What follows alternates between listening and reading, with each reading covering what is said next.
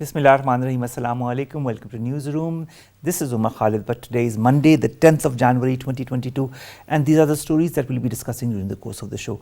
We'll begin with the situation as far as the relationship between the Afghan Taliban and the TTP and Pakistan is concerned. We know that last week on Wednesday, the DGISPR, while addressing media, said that the recent talks with the banned TTP had been not continuing, but there was more or less a no ceasefire with the TTP currently, because the ceasefire had ended on the 9th of December. He did say that the operations were to continue, and he also talked about the reasoning behind the talks. Now, what is going to be the future as far as the Tehreek-e-Taliban Pakistan and the TTP and the Afghan Taliban is concerned? How important is it for peace to come in the region, and how important are all these factors and their operations as far as the future of peace in the region is concerned? This is going to be our first segment.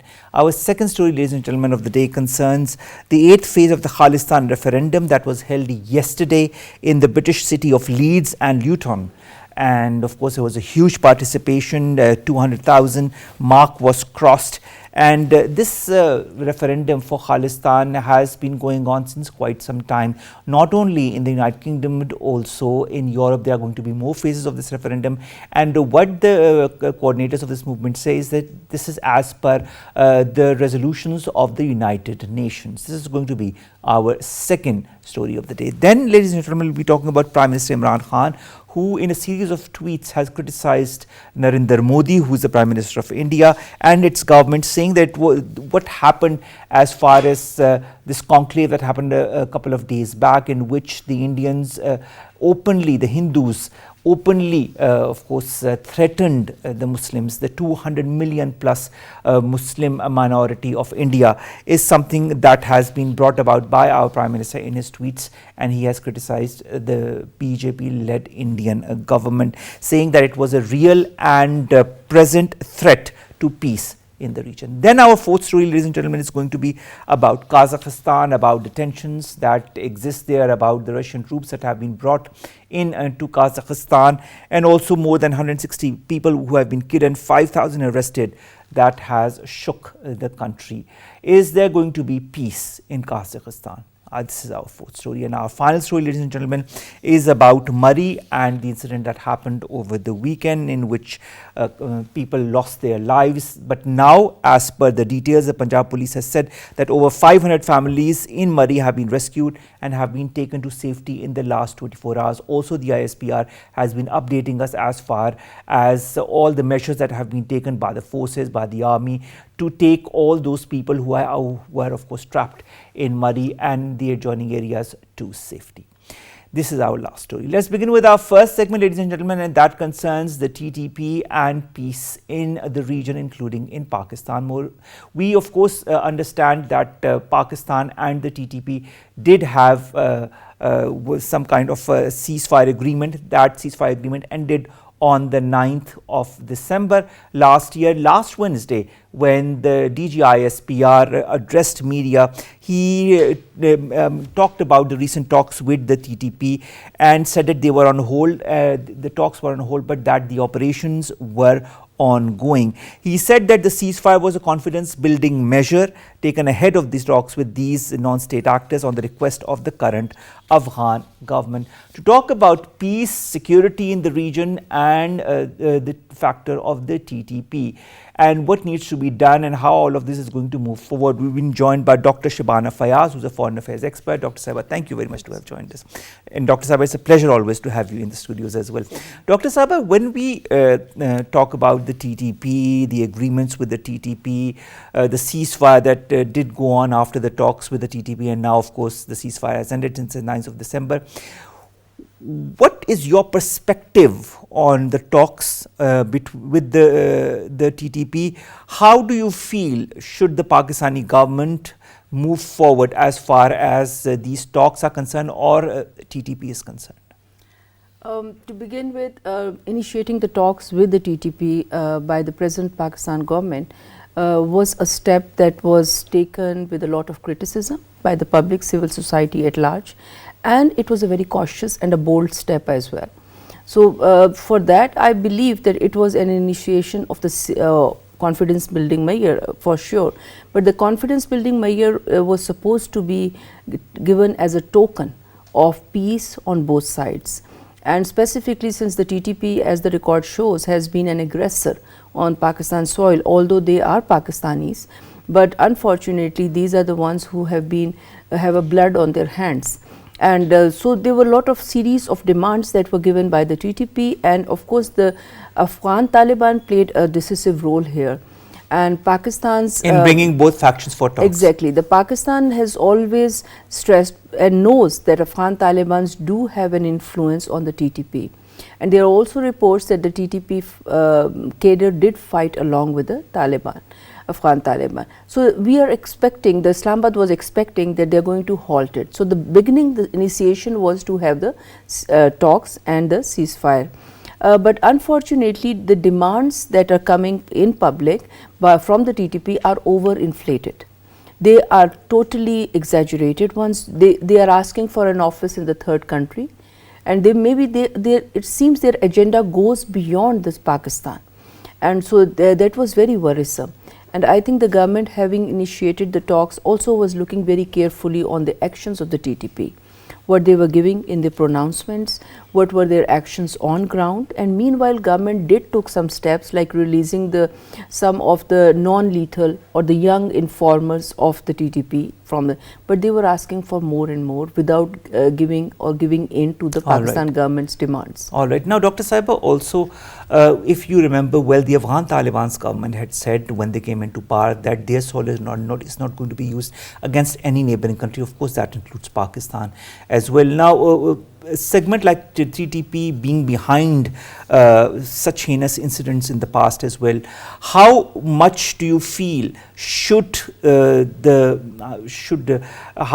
pressure come from Pakistan, from the Afghan Taliban, in order to curtail the future moves from the TTP?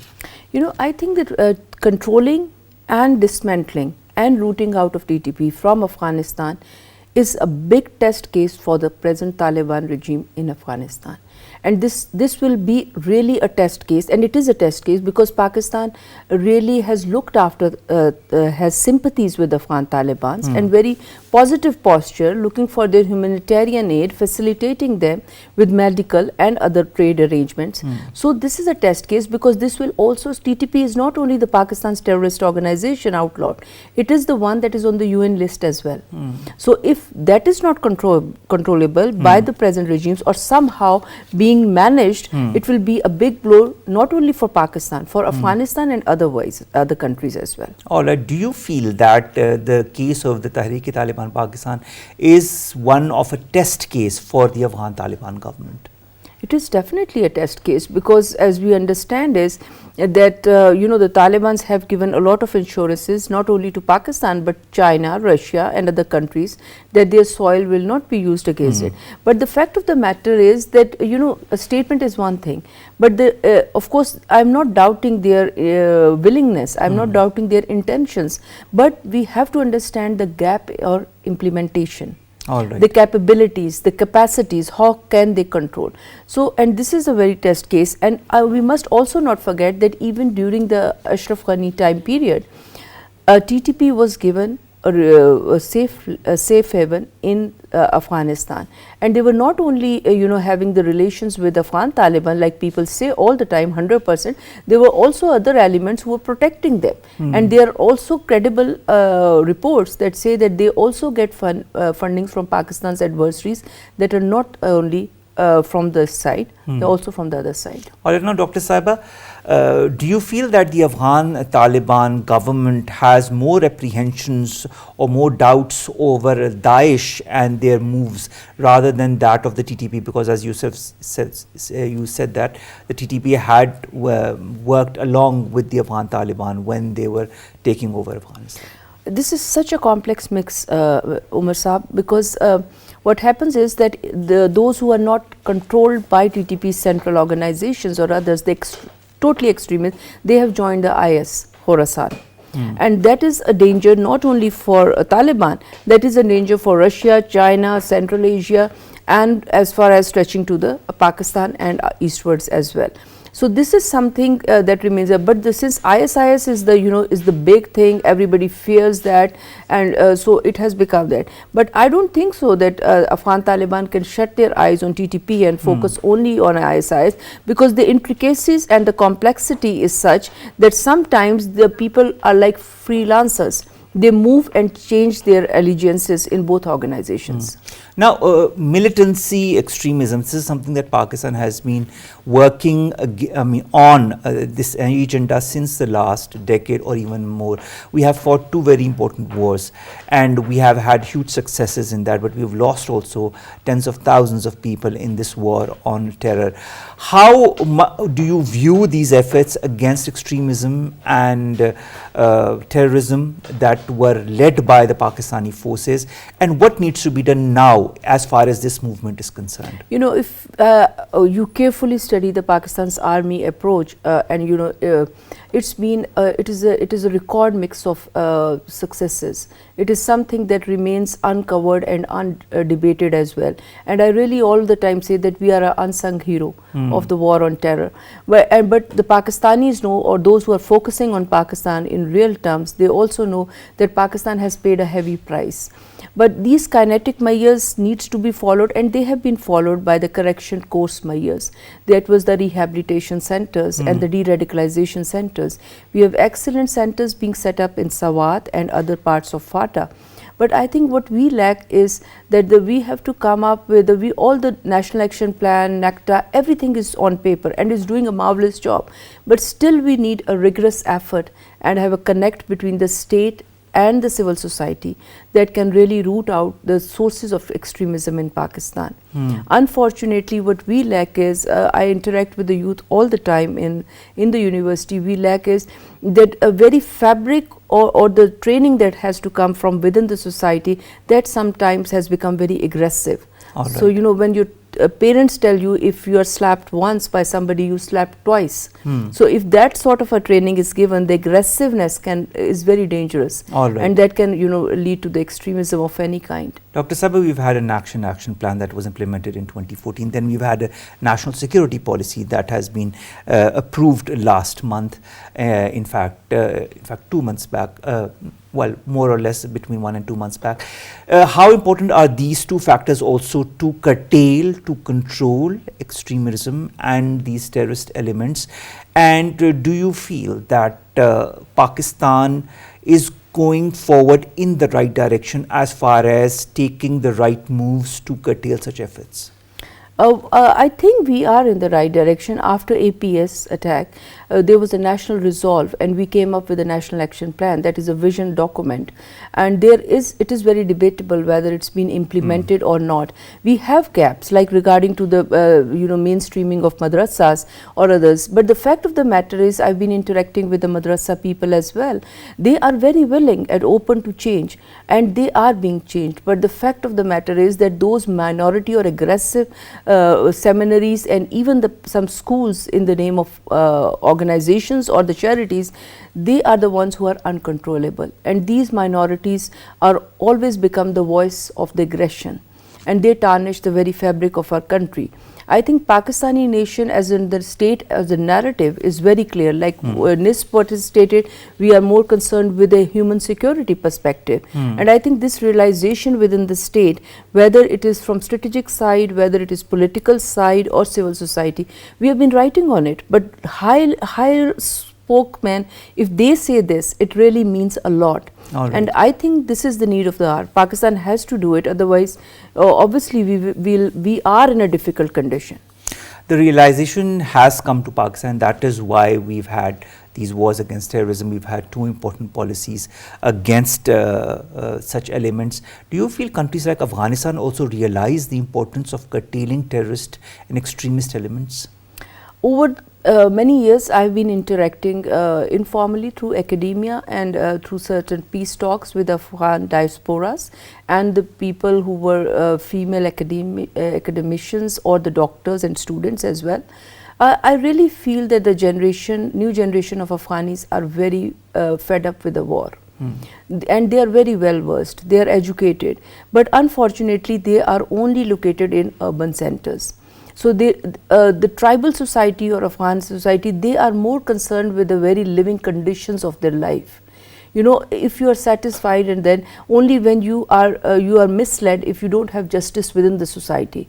And Afghanistan is a story of unjust society, even being a tribal society, because the tribe head will decide everything, and those who object will not be given space in that system.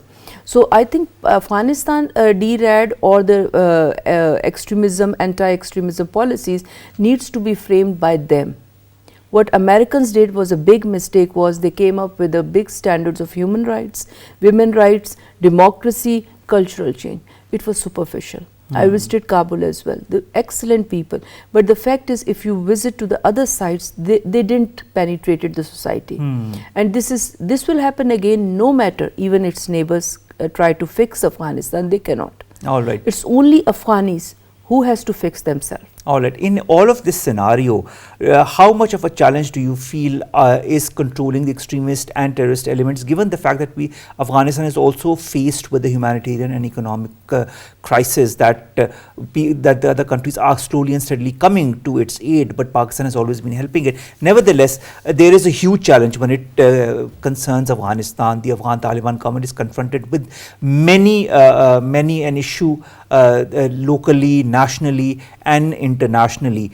Do you feel that if this all of this crisis is not taken care of in the next few months, that these elements of extremism, of terrorism, of instability will continue to further take root?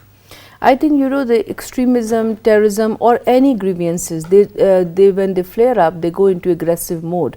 And normally the people are the ones who are non-state actors. They exploit on the vulnerables. And this vulnerability can be of your mind, can be your of thought pattern, it can be your economic pattern, your living conditions, or whatever. But Afghanistan is a test case where it's amazing. If you look at the people within Afghanistan, they are sometimes so deprived of their, you know, conditions. They are selling stories of their daughters, and there was a big story, and you know, for $200, and you know, to feed their family for a month. So imagine, and their first-hand records that where the people are selling their furnitures, the home furnitures and electronics, to survive. So this, if you fix that, and then it becomes really very challenging for the neighbors like Pakistan. We don't want TTP to be into our action into our country, and the Afghan Taliban are not able to tame them or manage them. So, and at the same time, the Afghanistan is facing a humanitarian crisis. So, who to blame and who to help? I think this is what Pakistan is faced with. Because you have the border incursions, you have the people coming on humanitarian grounds, but you can't say that who is who. So, I think Pakistan is facing a very critical situation. All right. And Pakistan is trying to handle it with the utmost sincerity and clarity as well. Thank you very much, Dr. Shabana Fayyaz, Cyber Foreign Affairs expert, who have joined us and who have talked to us about this very sensitive issue, that is peace, stability and security in the region, with respect to, of course, organizations such as the TTP, and how the Afghan Taliban is also trying to curtail them. Thank you very much, ma'am, for having joined us. Let's come to our second phase, second story, second segment, ladies and gentlemen, that concerns the 8th phase of the Khalistan Referendum that was held yesterday in Leeds and Luton in the United Kingdom. Now, the votes, as far as the figures come, have surpassed 200,000, and of course there was a massive participation of Sikhs in this referendum, and of course this causes a huge blow to the current Narendra Modi-led government. More in the following report. India is witnessing a spike in state-sponsored terrorism against its own civilians, particularly belonging to minority segments, after the ascendance of Hindu majoritarian BJP government to power. In response to Indian brutalization of the country, Sikh community worldwide is voting in another round of Khalistan referendum, which kick-started from London on the 31st of October and conducted by US-based organisation Sikhs for Justice. Sikhs have been fighting a long, peaceful legal battle against the Indian government and politicians involved in the 1984 genocidal operation against the Sikhs since 2011, but the Indian government tried to portray Sikhs as terrorists. The SFJ started organising a campaign for referendum 2020 for the secession of the Indian Punjab state from India, owing to systemic bias, discrimination and persecution towards the Sikhs by successive governments in India. The relentless exploitation of Sikhs by Indian state resulted in huge support for the secession referendum. Although a non-governmental and non-binding referendum, the result will be used as the basis for the Sikh community to request an official binding vote from the United Nations on establishing the Indian-governed region of Punjab as an independent homeland for the Sikhs. Earlier, Sikhs for Justice released a new map of India showing not just Punjab but Haryana, Himachal Pradesh and several districts of Rajasthan and Uttar Pradesh as part of Khalistan. As Hindutva Indian regime persists in systemic persecution of minorities, Pakistan inaugurated Kartarpur corridor and issued thousands of visas to Sikh pilgrims, winning the hearts of Sikh community worldwide. Now, the 8th phase of the Khalistan referendum was held, as I told you before. The report was aired in two cities, that is in Leeds and Luton, yesterday in the United Kingdom. And as I told you also, the figures were quite high. They were exceeded 200,000. There was a huge participation as far as the Sikh community in the United Kingdom is concerned. As we've said, this is the 8th phase of the Khalistan referendum. There have been different other phases in the United Kingdom as well, in Europe as well. Now, to talk more about this, we've been joined by Paramjeet Singh Pamma Saab. He's coordinator for the Khalistan referendum for the United Kingdom and Europe. Paramjeet Singh Saab, thank you very much to have joined us. Paramjeet Singh Saab, the figures are quite high as far as the 8th phase of the referendum that was held yesterday is concerned. How optimistic are you for the future phases of this referendum? Oh yeah, we are very optimistic for the referendum since the referendum's been started from 31st of October. Nearly now is the 20 referendum polling stations been done in the UK, and approximately, I've got not the right numbers with me, but approximately we have got about nearly 200,000 votes being casted by now. So yes, you can see how the India is crying now. So yeah, that's all I can say at the moment. Yeah. All right, Mr. Pamma, this is the 8th phase. Of course, there were other phases of the referendum that were held in Europe, in the United Kingdom as well. In the past, also, how do you see the participation, and how was the cooperation as far as the British or the European governments is concerned, as far as holding of these referendums are concerned? Yeah, we have gotten a very good response from UK government and from the European government as well, because we had one phase of Europe in Geneva, started on the 10th of December on the Human Rights Day, and that was very successful in Geneva. And you probably know that on 31st of October, the building we did hire is government building in central London. So government is really supporting because this is a democratic process, and these democratic countries always support the democratic things happening in the country. So even India did try to stop this referendum. They did send some demarches against the Sikhs for Justice to stop this referendum, but the government denied. And they openly support Sikh for Justice, and they openly support the Sikh referendum, the Khalistan referendum. So, all right. All right, Pamma Sahib, also what I wanted to ask you was what has been the reaction generally from India, because it cannot obviously stop it because this is a democratic process, but there must have been different maneuvers nationally or internationally by India to stop these different phases of the referendum. How have you been able to address all of this? India is trying to threat Sikhs, even the Sikhs living in Punjab and even the Sikhs living abroad. India did threat them, and they issued letters through their embassies, through their government, that if any Sikhs will take a part in referendum in the freedom movement, then we will cancel their passports and we will cancel their visas. But still,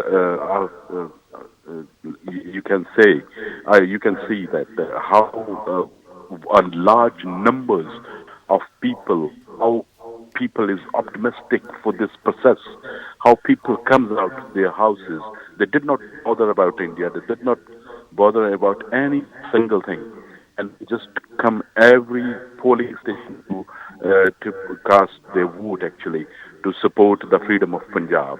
Yeah, thank you. All right. Pamma sahab, how optimistic are you for this referendum, all of the phase of the referendum to go forward, and of course the demand for a separate homeland for the Sikh community is concerned? Do you feel this is going to be accepted by the United Nations?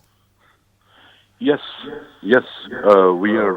I'm really optimistic, and it is going to be because we have got firms dealing with the United Nations and dealing with our governments as well. So I am 100% sure it's going to be accepted by the United Nations and probably from the other countries as well. Probably the countries will ask us to establish as an exile governments as well. So we are very much in the favor of this democratic process, and we are very much optimistic for this process. Yeah. Mr. Pamma, also if you see the track record of India under the BJP government as far as the minorities is concerned, whether it be the Muslim community or the Sikh community or the Christian community or the Dalits, the track record has been extremely negative and aggressive, and the whole idea seems to be that India under the current regime wants to just get rid of all the minorities that are present in India and just have a Hindu population. What do you have to say on that? I would like to say that the world can judge what the India is, what the India is doing with their own citizens living in different states of India. They even if that country is killing their own people, genociding their own people, who would like to stay with them? I'm surprised in 21st century this is happening in India. I'm so much surprised. And the thing is this, India is saying terrorist to other countries. Even they promoting terrorism all over the world. All over the world. They've got no democratic process in their own country even. They are hypocritic.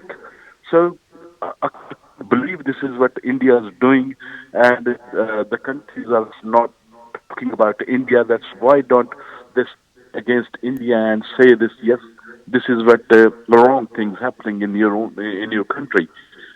Though we had no choice rather than to go into the United Nations. So I can't believe this country is doing this to their own citizens. How can the people can live with them? It's shameful. I'm not. I don't feel good if somebody called me Indian. I always say I'm not Indian. I'm a Punjabi. We belongs to Punjab. We are not Indians. Yeah. All right. Mr. Pamma, also the organization Sikhs for Justice has addressed the Indian judiciary as, of course, wants to the Indian judiciary to handle what was the Operation Blue Star and all the atrocities that were committed on the Sikh community way back then. Are you confident that the Indian judiciary will be able to come with a stand that will be in favor and that will be in favor of justice? No, never. And one thing I just want to clear with, through your channel, we are not asking for justice from India now because it's been too late. It is too late to say that we are going to justice with the Sikhs and the other minorities. No, we will never accept India now. We will have our own country, our own sovereign country now. We did choose to live with them in 1947, which it was a huge mistake by the Sikhs. And we are not going to tolerate this, that India is killing Sikhs and India is killing the minorities in India. So we are always exposing India all over the world, wherever they go. We will chase them and we will expose them. This regime is a terrorist, not that the other countries they are saying they're promoting terrorism. this is the country who promoting terrorism all over the world.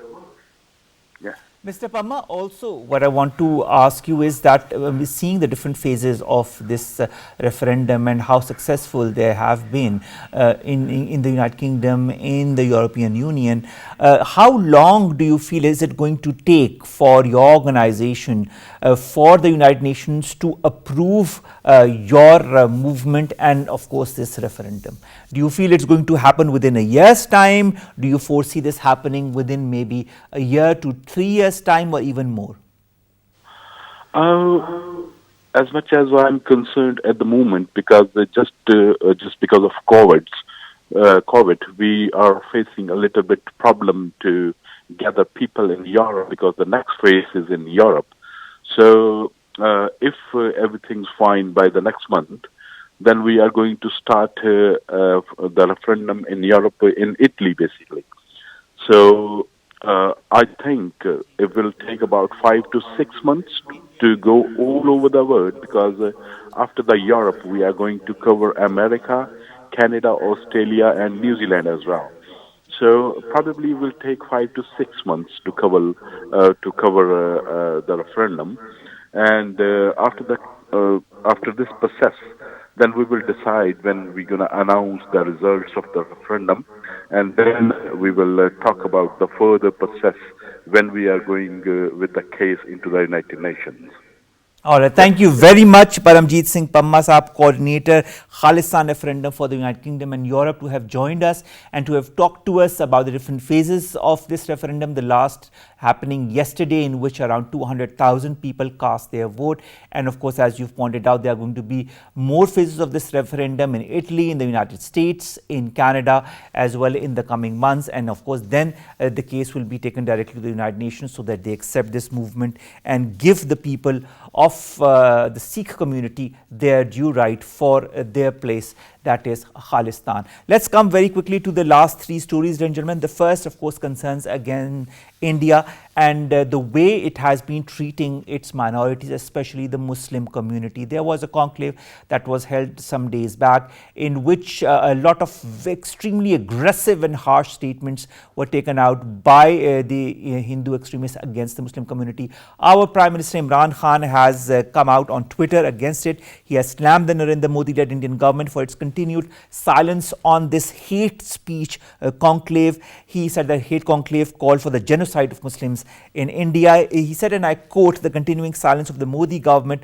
on the call at an extremist Hindutva summit in December for genocide of minorities in India, especially the 200 million Muslim community." And of course, this violent hate speeches that were made during the Dharma Sansad held at Haridwar, Uttarakhand from the 17th to 19th of December 2021 are just but another chapter in all of this movement that has been going on in India against its minorities, whether it be the Muslims or the Christians or the Dalits or the Sikhs. Our next story, ladies and gentlemen, comes and concerns Kazakhstan. We know that there's a lot of violence that is happening there. A lot of people have lost their lives. Around more than 150 have died. More than 6,000 have been arrested in Kazakhstan following violent riots in the Central Asia's largest country, something that started with petrol prices and protests, and this is something that got aggravated. Russian troops have also been brought in to Kazakhstan. Nevertheless, the energy-rich nation of 19 million people has been rocked by a week of upheaval, with a number of foreigners that have been detained over the arrest. At least 164 people have been killed in the riots, including 103 in the largest city of Almaty. Food prices rises, as I told you, sparked this unrest that broke out a week ago. Let's hope that some kind of a resolution or a solution to this issue comes out, because as we speak, the number of casualties are increasing and the number of arrests as well. And we end with Murree, ladies and gentlemen. Over 500 families, as per the Punjab police, have been rescued by the Punjab police in Murree. Also, in a tweet, Special Assistant to the Prime Minister for Political Communication, Dr. Shahbaz Gill, has said that all the major arteries to Murree have been cleared for traffic. He also said that around 600 to 700 cars were evacuated from the area last night, and that police officials were present in the roads leading to Murree from Islamabad and Rawalpindi. The roads will remain closed for today. This is what Shahbaz Gill Sahab has said. Also, the roads between Khyber Pakhtunkhwa and Murree are still closed, and everybody is cautioned not to visit Murree or the adjoining areas, so that once the issue is resolved and once the roads are cleared, then maybe a timely maybe a visit to Murree should happen, but not in the way that it happened on the last weekend. Punjab Chief Minister Usman Buzdar has also announced financial assistance of 17.6 million rupees for the heirs of those who lost their lives in the blizzard. All our sincerest condolences to all those who lost their loved ones, and we all wish that, we hope that you will all remain prudent in the weeks to come. It's good to go and see the snow. We all love to see it, but you need to be extremely careful with the blizzards and the extreme weather conditions. With that, we come to an end of today's newsroom. We'll see you inshallah tomorrow with news stories and segments that pertain to you, us in Pakistan. Stay vigilant, stay safe, follow the SOPs, get yourselves vaccinated. Allah Hafiz.